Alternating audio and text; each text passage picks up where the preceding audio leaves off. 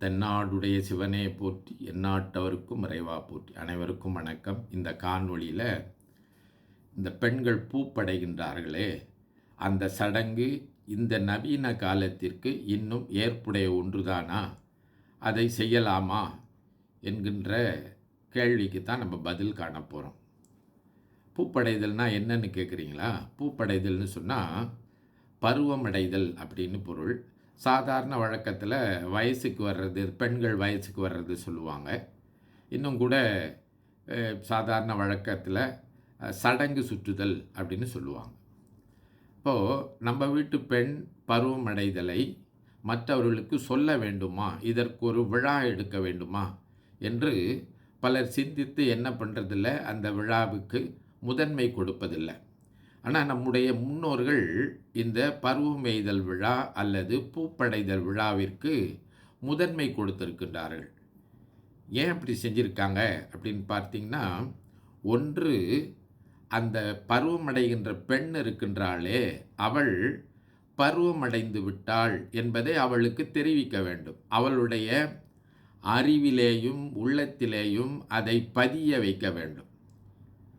ரெண்டாவது, இந்த பூப்பெய்தல் விழாவின் மூலமாக அந்த பெண்ணிற்கு ஒரு பாதுகாப்பு கொடுக்க வேண்டும்.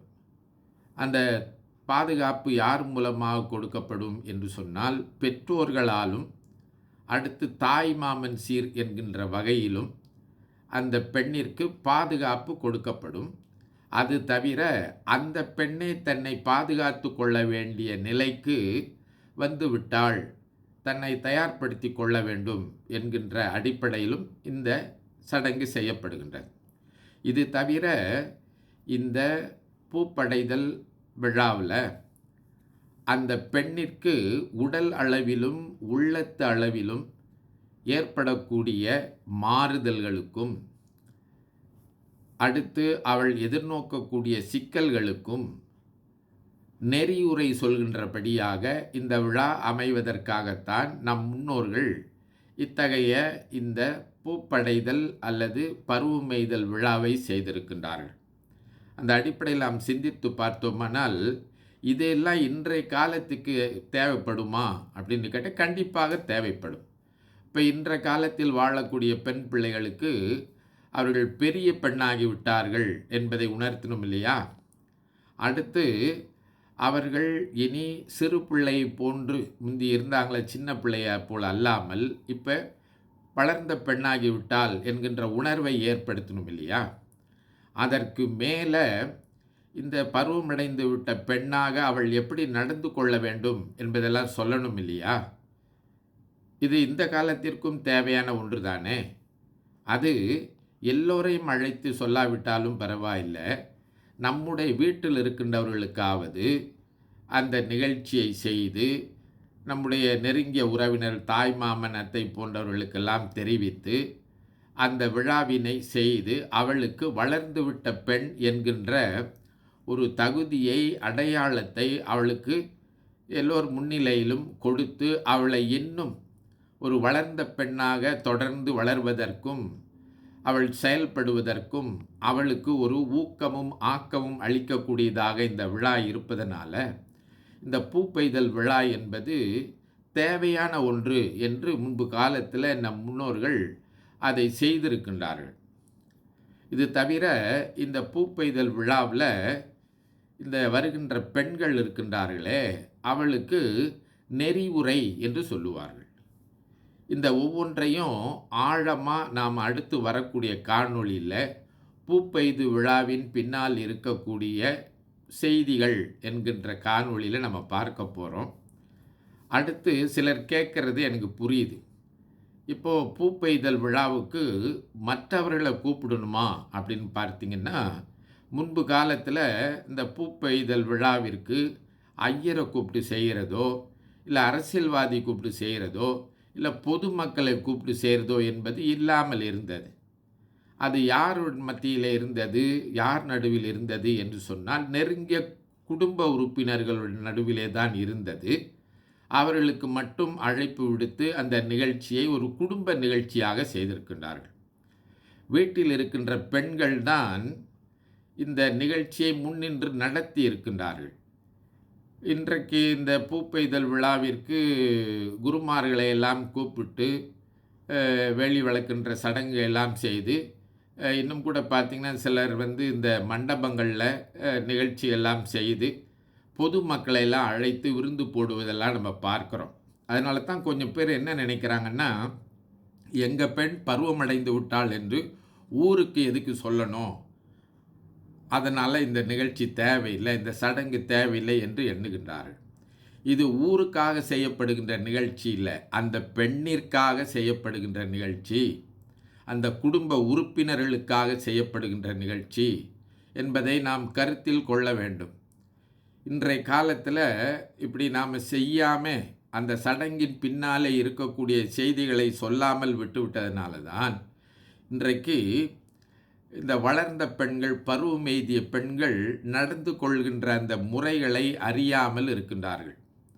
ஆணுக்கும் பெண்ணுக்கும் அவர்கள் சின்ன பிள்ளையில் சிறார்களாக இருந்தபோது அவர்கள் பழகியதற்கும், அவர்கள் அந்த பெண்கள் பருவம் எய்திய பிறகு ஆண்களோடு பழகுவதற்கும் உள்ள வேறுபாட்டினை தெரிந்து கொள்ளாதனால்தான் இன்றைக்கு நாம் பார்க்கின்றோம்.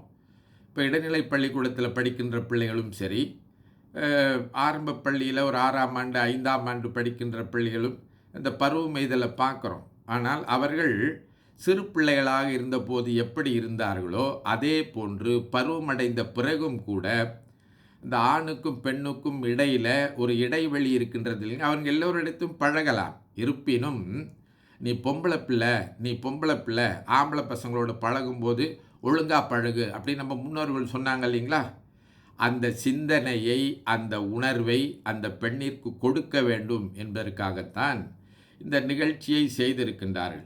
அது இந்த காலத்திற்கு பொருந்துமா அப்படின்னு கண்டிப்பாகத்தானே பொருந்தும். அப்படி செய்யாதனால தான் நம்ம இடைநிலை பள்ளிக்கூடங்களில் பார்க்குறோம், பருவமடைந்த பெண்கள் கூட, இந்த பிள்ளைகள் கூட அவர்களுடைய அந்த பழகுவது என்பது எந்த அளவுக்கு போகலாம் என்கின்ற ஒன்று கூட தெரியாமல் இருக்கின்றார்கள்.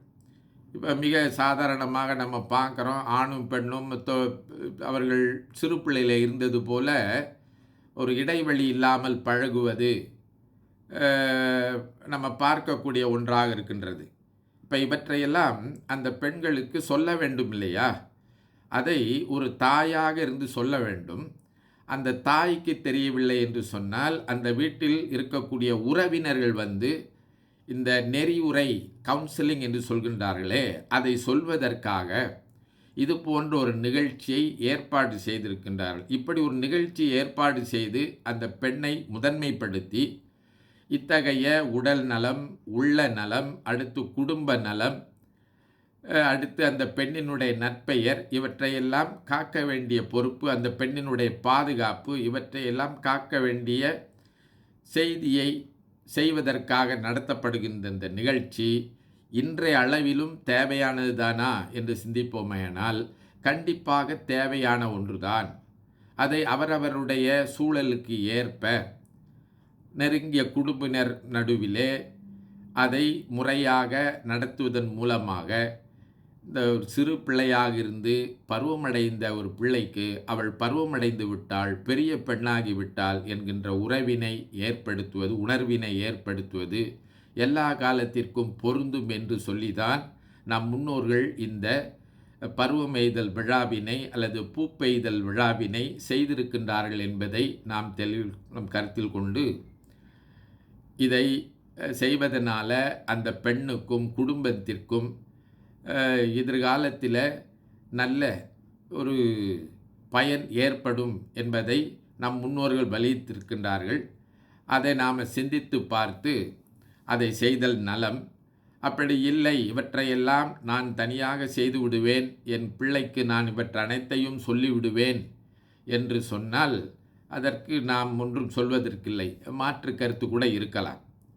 எங்களுடைய குடும்ப அளவிலே அதை செய்து கொள்கிறோம், யாருக்கும் தெரிய வைக்கவில்லை, தேவையில்லை என்று சொன்னால் நாம் முன்னால் இந்த உடல் நலம், உளநலம், அடுத்து இந்த அறநெறி இவற்றையெல்லாம் ஒரு தாய் கொடுத்து விடுவார்களேயானால் அதை இல்லத்து அளவிலே செய்து கொள்ளலாம் என்று சொல்லி இந்த அளவிலே நிறைவு செய்கின்றேன். தென்னாடுடைய சிவனே போற்றி, எந்நாட்டவர்க்கும் இறைவா போற்றி. திருச்சிற்றம்பலம்.